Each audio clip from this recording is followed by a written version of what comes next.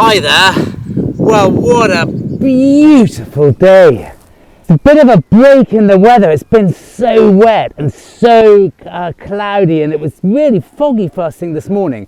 Now about 9:30, 10 o'clock, the fog's lifted. It's getting much warmer already. There was a serious frost this morning. That's all gone. And God, you just wouldn't want to be anywhere else.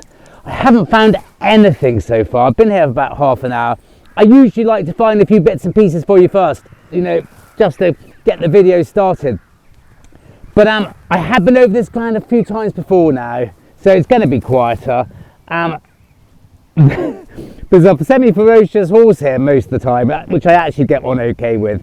You know, he bites people apparently. But he's not here today, so I can completely relax and just do it in a slightly different way. So I'm really looking forward to. I've got this little funny speaker. I've just noticed that the wires are really almost out of it. It wasn't very expensive. It didn't work very well anyway. I don't think you would have heard any of that because the microphone was all blocked up here. So then right, that's now released. You're not going to need a mic today anyway. It's so calm and not lovely that the camera's going to pick it up okay. But anyway, let's just have a listen.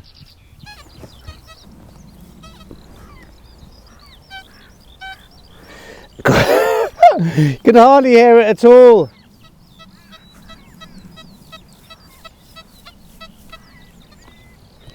But to be fair, it's not a very loud signal anyway.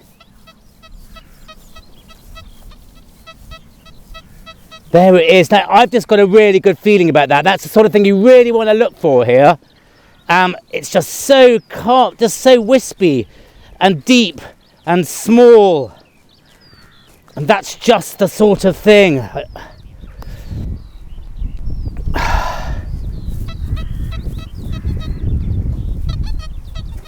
I've said it before, please let me know, anyone, if you know of a speaker which is gonna... I've tried so many now. I may just have to bin this one today, and you'll just have to rely on me. Yeah, lovely. I mean, just getting deeper and deeper. It's about 8-9 inches. New battery with a pinpointer. God, you notice it when you've got a new battery. It should be here. Ooh. Right, I can turn you off now, I think. I'll keep that there, and I'll keep the puck in my thing there, just so that ease of access. I don't put any pressure on the wire that speaker it's about to pop out. Well, that sounds really nice.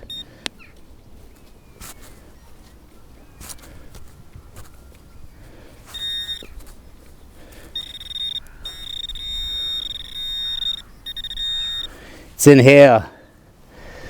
Hooray! I think it's a little Roman coin. Got to watch out for the boring alarm. It'll go off any minute. But it's got a little red dot on it, so I can see. Wow. Well, that was worth digging. It's a tiny little Roman coin now. I can see a vague god on that side. And some lettering. Can you see there? I think this is a 3rd century one. That might clean up okay. Who's on the other? Let's have a look. Well, it's a radiate crown of sorts. It's probably Claudius Gothicus or Carausius or Electus, someone like that.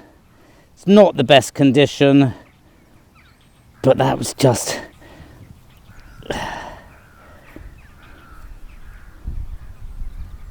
That'll clean up. I can see some good lettering on that. Less on that side, but that will clean up. Is it Electus? Is that an A-L-L? I think that's Electus.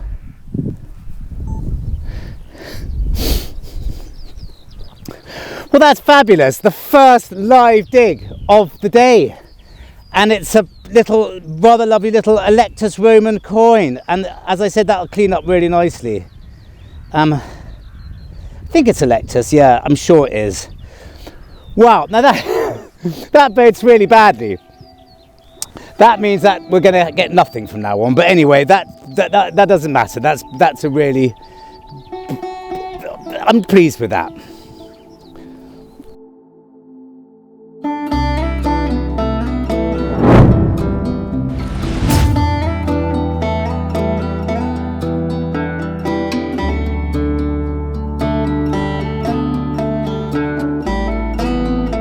Gosh, I think I'm going to take my hat off in a minute. It's boiling suddenly.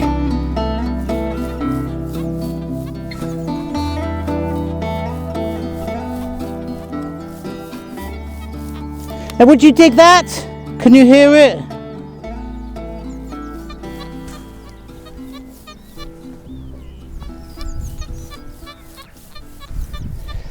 It's a funny machine, this, sometimes.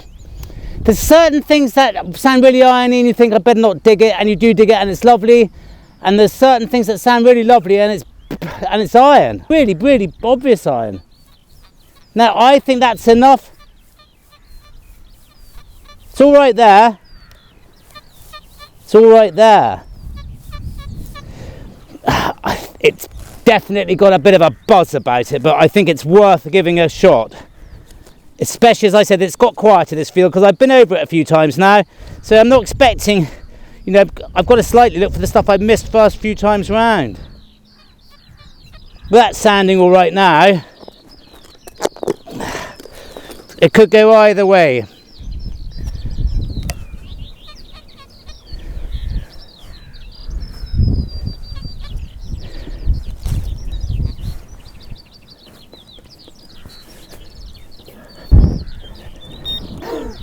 I left my pinpointer over there.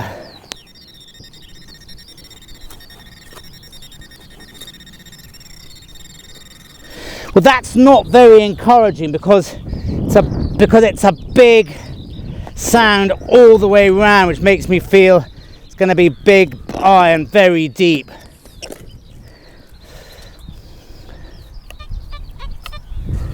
Yeah, I don't think this is...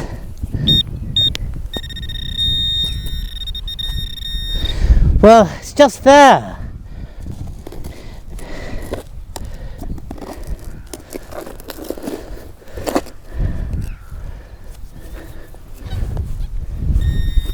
I think I can see it. I think it's a big bit of lead. No, that's flint.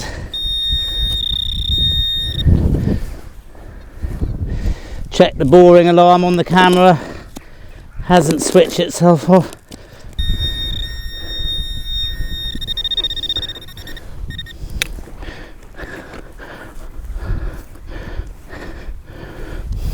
Well, won't you know it?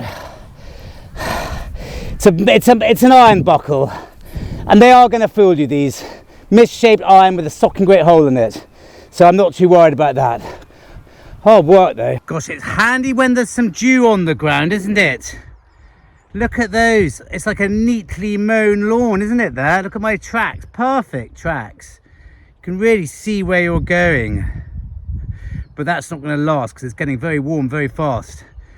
I often get asked by people, do you string and peg your fields? Well, I probably should, but I don't. I'm far too lazy.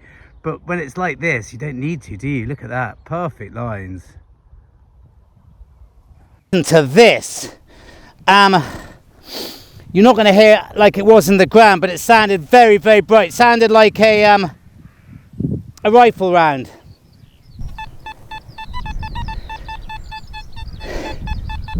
I often say, well, I know what it is.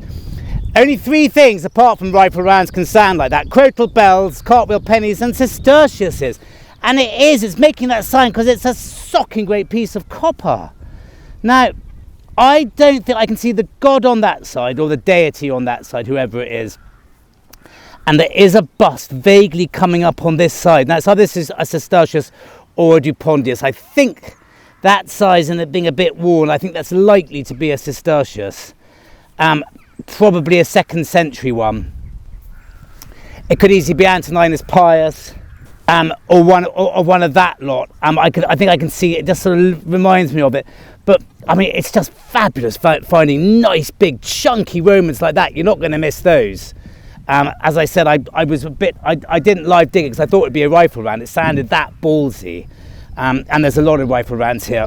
Let's go back to headquarters quickly. I can see if I can clean this up a bit, and also just to verify what that last Roman coin was as well, which I think is a Lectus, but you'll soon find out because I'll know by now. Let's go. Hi there. Well, not before time. I'm sorry about that. I'm actually surprised it doesn't happen more often, but I clicked the camera thinking I turned it on. Happily recorded my bits and pieces, and then turned the camera off, which actually then in turn started recording, and I didn't come back to it for about an hour, and it had just completely run out of batteries and storage space and all the rest of it. But as I said, it doesn't happen very often, so fortunately that was sort of okay. But welcome to headquarters to have a quick look at this Cistercius. Now, it's not come up that well so far. It is a Cistercius. It's big and chunky. I think there's definitely one of the bearded lot on that side. I can see a sort of curly-ish sort of hair. I don't really... Tasky. Yeah, go up. Good boy. Sit. I've been at it with the brass section of the composite cleaning pencil, which I sort of favour for this sort of thing because it's really thick. It's thick crust. Now, really, with an awful lot of care, you've just got to just gently scratch away at it. And I do sort of circularish motions really, really slowly, really carefully. And you can see not only where the green is coming through, but it's nice and smooth green as well. I've gone through a bit much on that section. And also, just gently, gently, gently. And I can certainly see where letters are coming up there. I think that's an I-O-U. Which obviously in Roman is V, and I just scratch away gently, gently, gently, and that's gonna come out all right.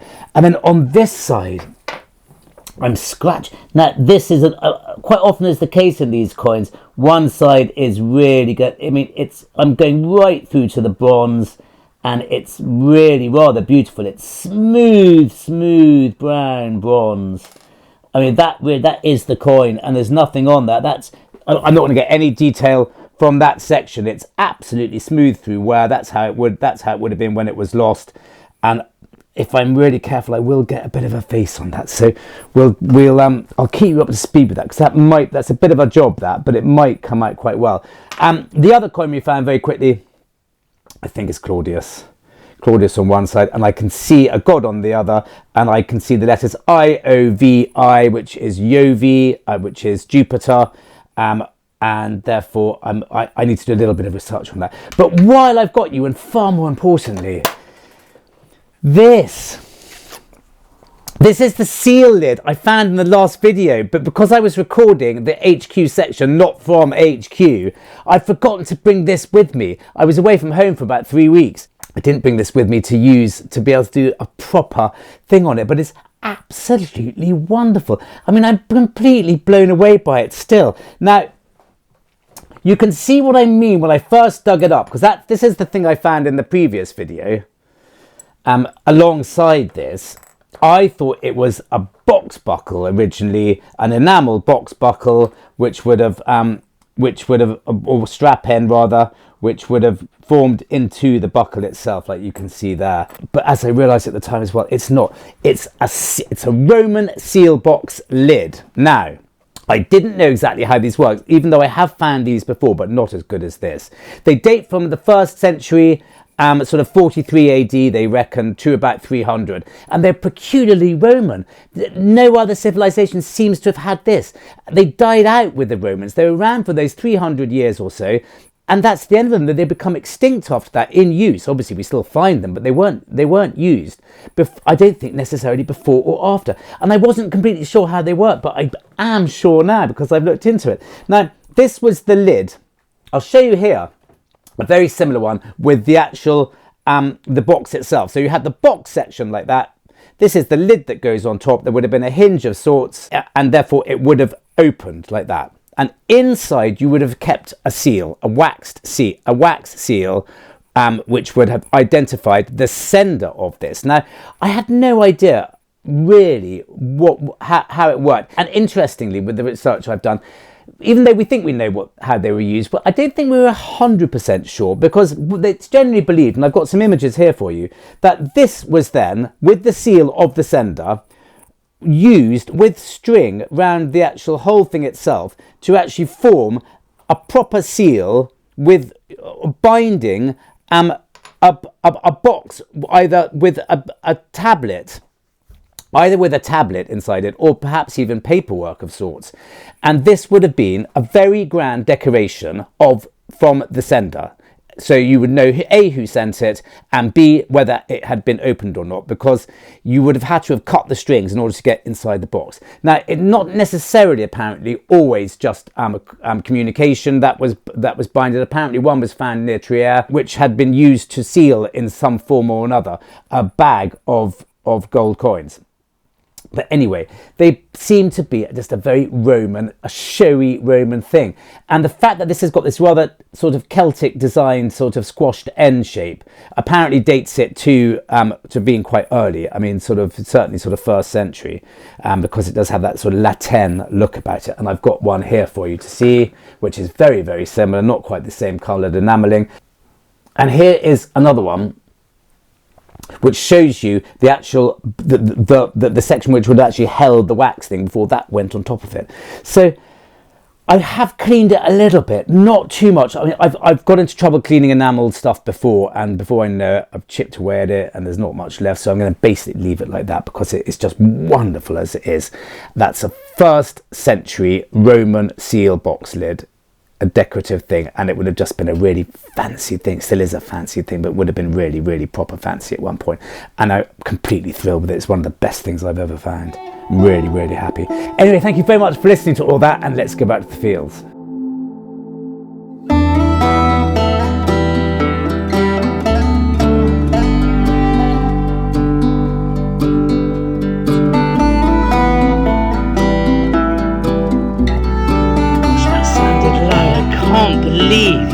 It made that noise. It's a tiny Roman coin. Okay, it's a good, I mean, it's a quite chunky little one, which meant, well, it gives it half a chance of sounding loud, but I wouldn't have expected. No, it's not a 4th century one, it's a clipped earlier one. I can tell by the 4th century ones very rarely have a sort of deity looking figure on that side like that. And if I turn it over, it's a nice radiate crown. And gosh, I'm not sure who that is. It's probably posthumous or someone like that, I reckon. With that sort of face, I'm getting quite good at the portraits of these people, and I can see a little bit of lettering there, so that'll clean up a bit, I think. What a lovely coin! It's got a bit of character, that, hasn't it? He looks pretty mean. I hope you can hear me. The wind's really picked up suddenly, and I've got my hat back on. It's freezing. That's a bit dull sounding, but it's the sort of thing that could be a strap end or something. It's been hard going. I found one other little Roman coin I'll show you in a minute, a really nice one. But I have been over this a couple of times. I'm not expecting a massive amount, as I said.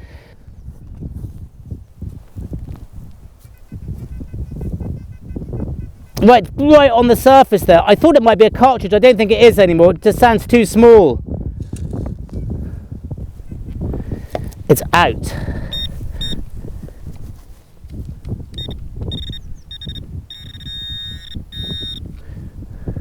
It might just be a bit of lead. Whatever it is, it's in here. It is, it's a cartridge. But here is this rather lovely coin I found. I'll just show you a clip of me as I dug it up. And I thought it might be one of the girls, but I don't think it is any longer. I think it's 4th century one. I don't even know what's going on the back. Is that the phoenix? On the pile of, I think it might be. I haven't found this type in a very long time. If it is that. But there's enough writing on it that we should get an idea on it. But it does look like one. I think that's one of the girls. But God knows which one it was. I'm not very good at my Constantinian women. Anyway, jolly nice coin, but that's been hard finding. Gosh, well, there are thimbles and thimbles. You know, if you know me from these videos, I'm not mad about thimbles.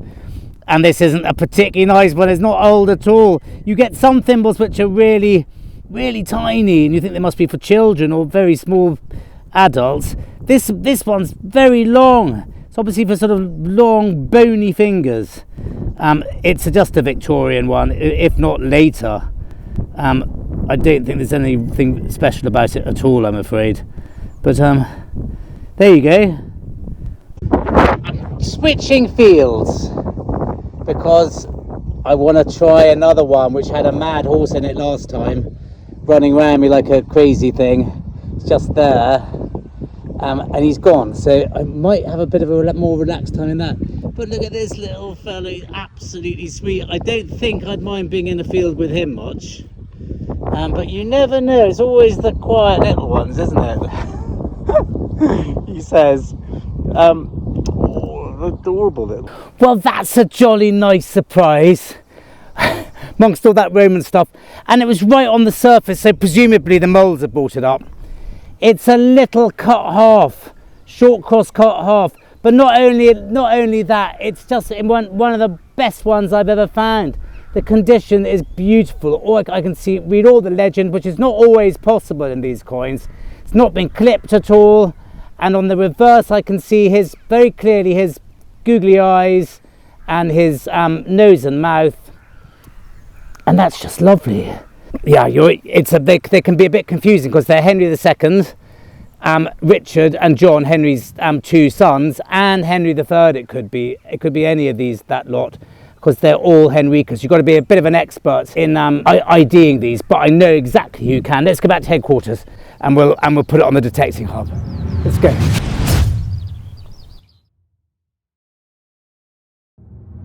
It's a funny little field, this. It's better when there aren't any horses in it. I'll plug you in for this for what it's worth, but since I can hardly hear it through my earphones, I don't think you're going to hear it through this, but we'll try.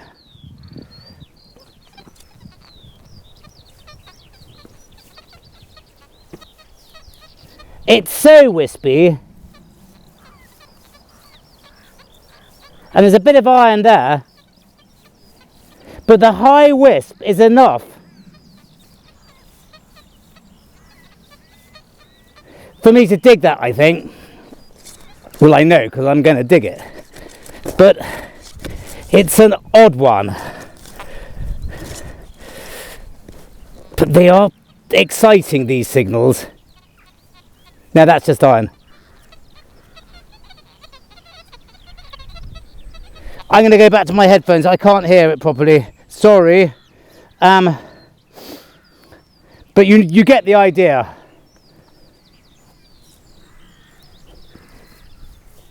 Now that's just iron there now, so it's not in the hole, whatever it was. I think there's something tiny. There's something tiny just there.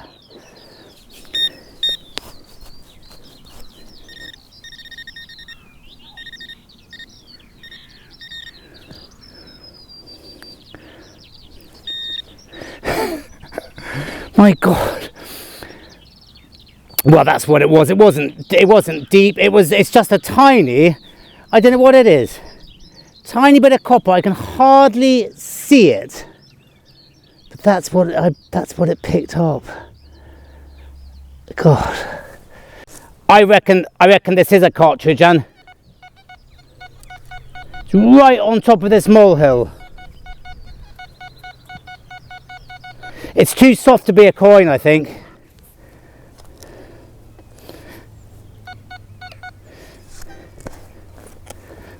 Too soft sounding.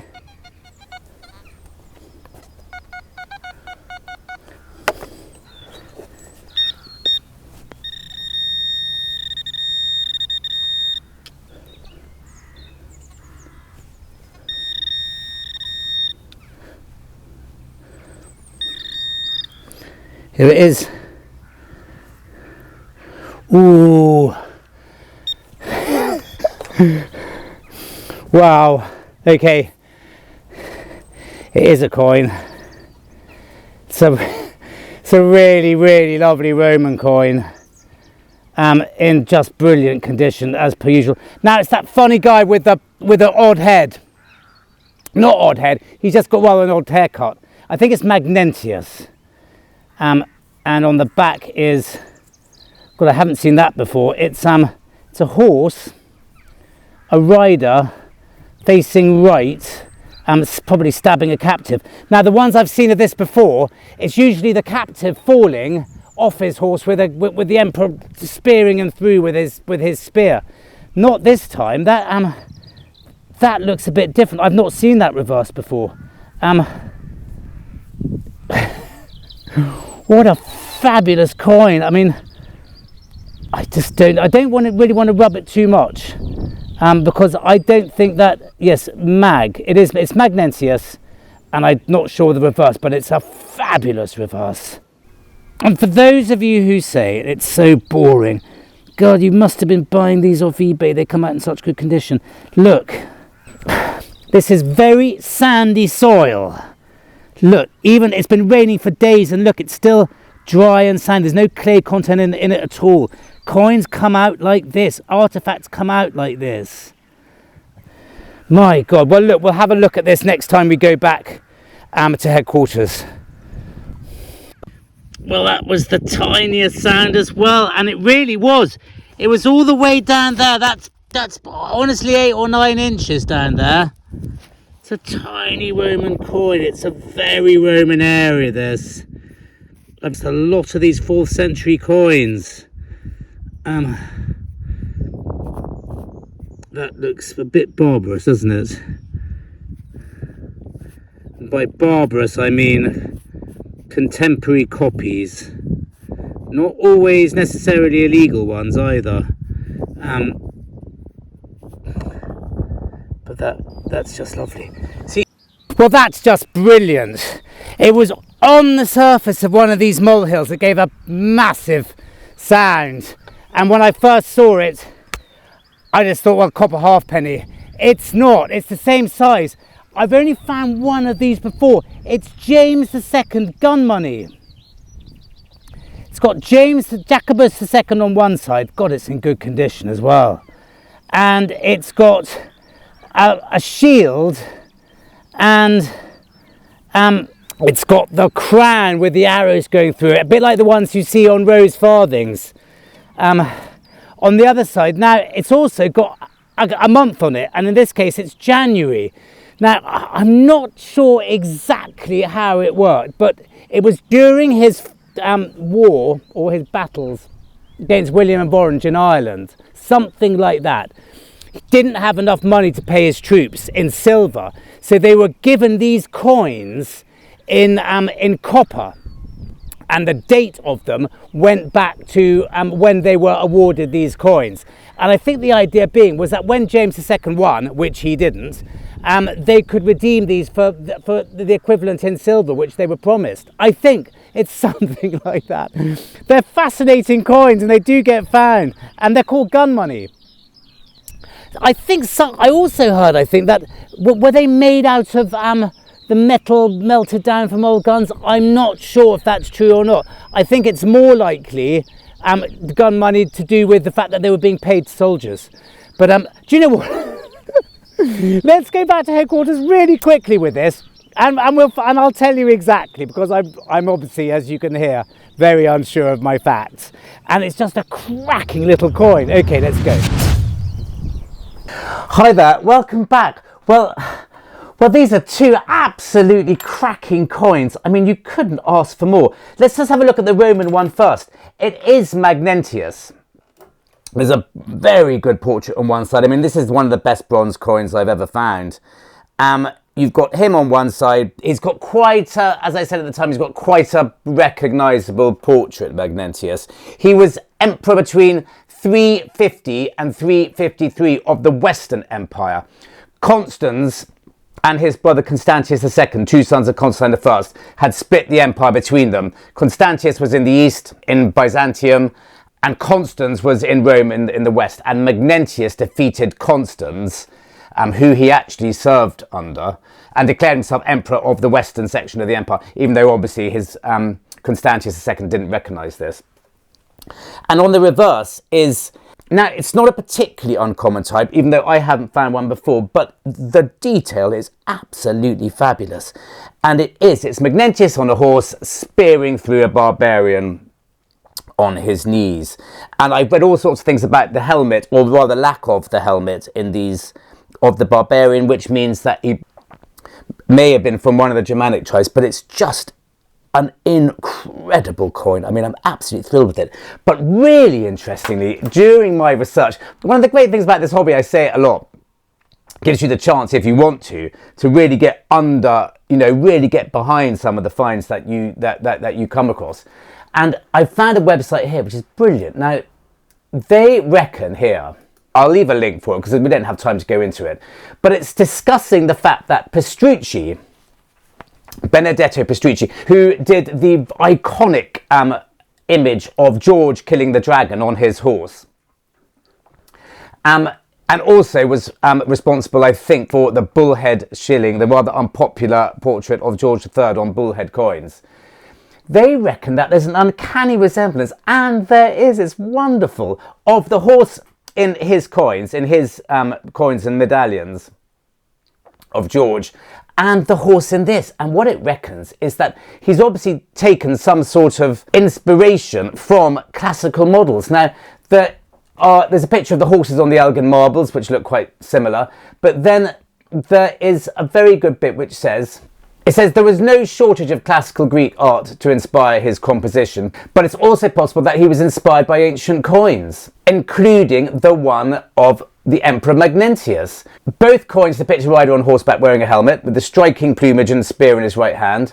And the similarity is further accentuated by the appearance of a long flowing cloak, which billows behind both of the horsemen on this coin and Pistrucci's coin. So, I mean, I had no idea about that, but it's a really nice sort of, it's a really interesting observation. And as I said, I'll leave a link to this website because it's well worth reading. But anyway, just the most beautiful coin. I'm completely thrilled with it. And then finally, this one, this coin of James II. Now, I've only found one of these before. Both the ones I found are in remarkably good condition. I mean, this is absolutely beautiful, and they are a really interesting coin historically, because they're called gun money because it was believed that they probably were made out of the melting down of cannonballs and bells and guns and cannons and all sorts of things like that. And that's why the patina can often have a very different appearance depending on the sort of mix of alloys of the metals being used.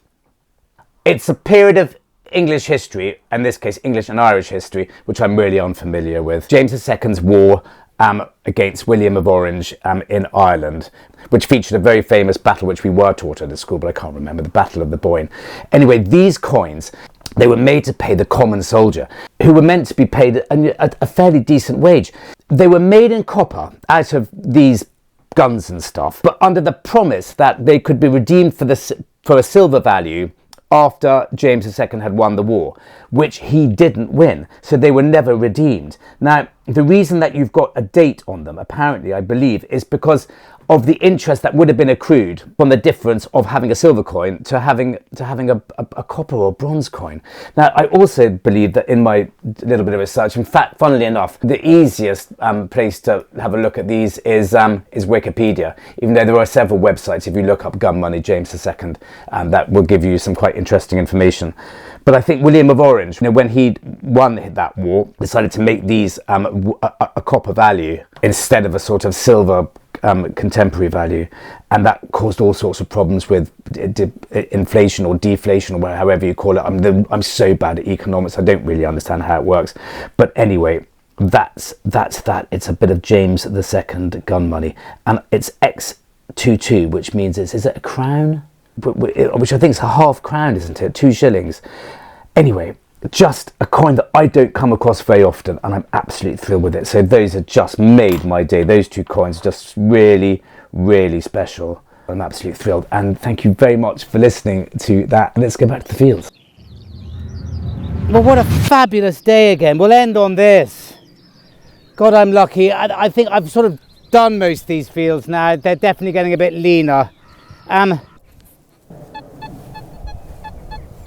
That's pretty punchy.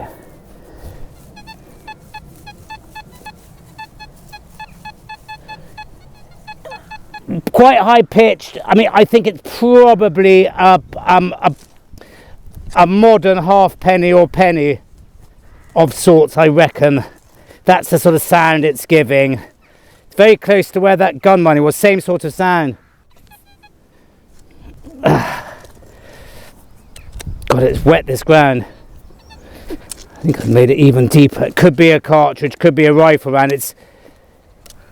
It sounds loud.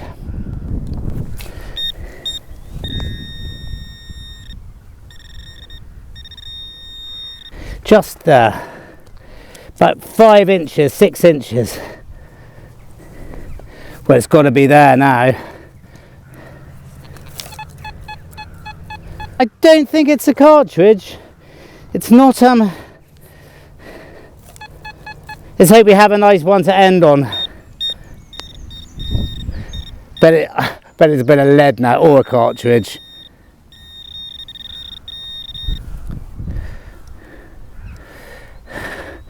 My God, that gave, what a sound for something so little. It's nothing very fancy, I don't think. It's just I think it's a belt mount of sorts.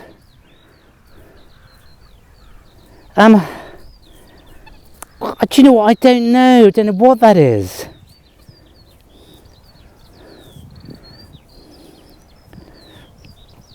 What do you think?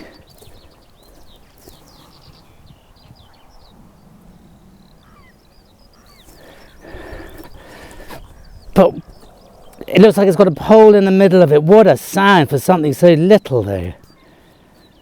Maybe it's a silvered a bit as well. I don't know. I don't know how old that is, but quite cool.